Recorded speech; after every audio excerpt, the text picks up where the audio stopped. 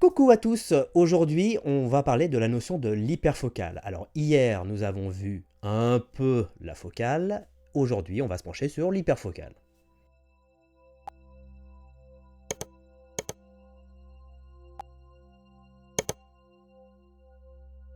Alors j'aime bien enchaîner l'hyperfocale après avoir parlé de la focale parce qu'on s'imagine que l'hyperfocale est en fait une focale, une genre de super focale.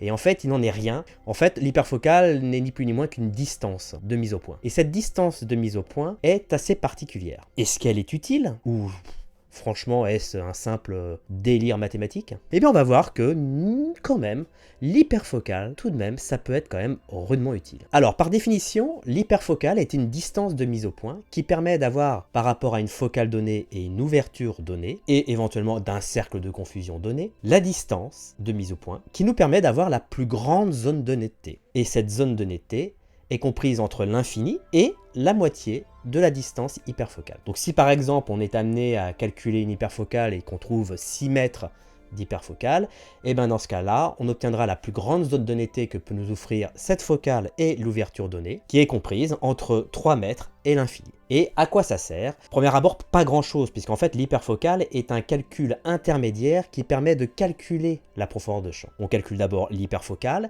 et ensuite on va prendre l'hyperfocale, le résultat, et on va le calculer avec la distance de mise au point pour nous obtenir le premier plan net et le deuxième plan net, et en faisant la soustraction, on détermine la zone de netteté. Et donc l'hyperfocale se calcule par rapport à 3 paramètres, comme je l'ai dit, la focale, l'ouverture et le cercle de confusion. Et on obtient le calcul suivant, h, donc l'hyperfocale, est égal à la focale au carré, divisé par l'ouverture multiplié par le cercle de confusion. Voilà, donc c'est un petit calcul très simple.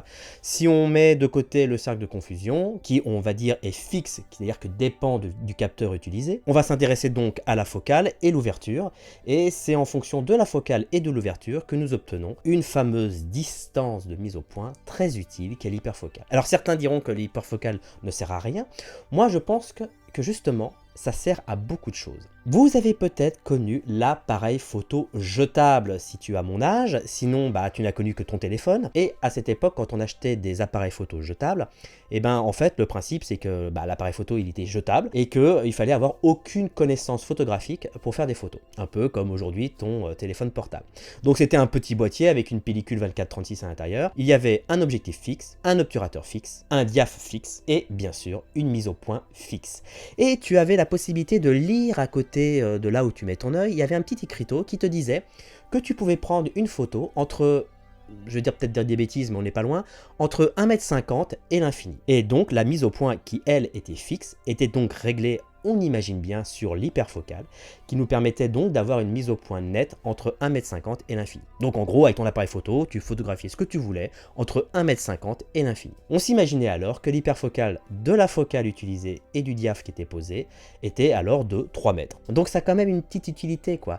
L'utilité d'avoir la plus grande profondeur de champ possible en y incluant l'infini. Aujourd'hui, les appareils photo jetables n'existent plus, ou très peu, et puis on en a encore, mais évidemment tout le monde fait des photos avec son appareil photo ou avec son téléphone portable, et même les téléphones portables comprennent un système d'autofocus, mais on peut s'imaginer que les tout premiers portables n'avaient pas de système autofocus et avaient donc aussi son objectif qui était réglé à l'hyperfocale. Mais alors aujourd'hui, à quoi peut-on utiliser l'hyperfocale?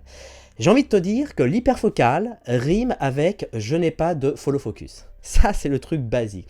Quand tu dois faire un mouvement de caméra, qu'il soit au ronin, à la grue, ou que tu accroches ta caméra en déport sur ta voiture pour filmer, je ne sais pas moi, une voiture en face qui est en train de rouler, ou tu accroches ta caméra où tu n'auras pas accès avec ta main sur l'objectif et que tu n'as pas de follow focus, alors tu auras peut-être le réflexe de régler ton objectif, ta mise au point d'objectif sur l'hyperfocale. Et dans ce cas-là, ça pourra te permettre d'avoir un maximum de mise au point et tu pourras aller chercher un sujet sans forcément faire varier ta mise au point. Très utile lorsque tu as acheté un Ronin, une caméra, que tu n'as plus d'argent pour acheter un follow focus ou que tu n'as personne pour t'aider à faire le point, et bien dans ce cas-là, tu vas utiliser ton objectif et tu vas faire un petit calcul rapide, alors via une application téléphone ou même un calcul tout simple, et tu vas déterminer l'hyperfocale et tu vas pouvoir bouger avec ton Ronin et rester au maximum net par rapport à ta focale et ton ouverture. Voilà, après évidemment, si tu as un follow focus, on s'en fout, quoi. Ce qui nous intéresse, c'est plutôt la zone de netteté.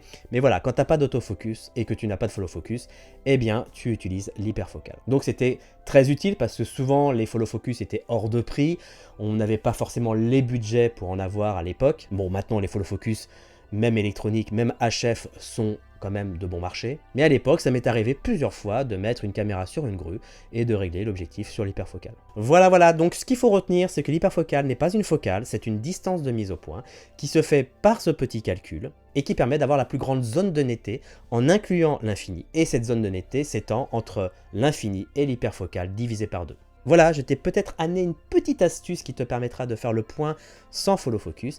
Maintenant, je te dis à très vite, abonne-toi, le pouce bleu, et si t'as rien compris, il y a les commentaires, et je te dis à bientôt. Ciao!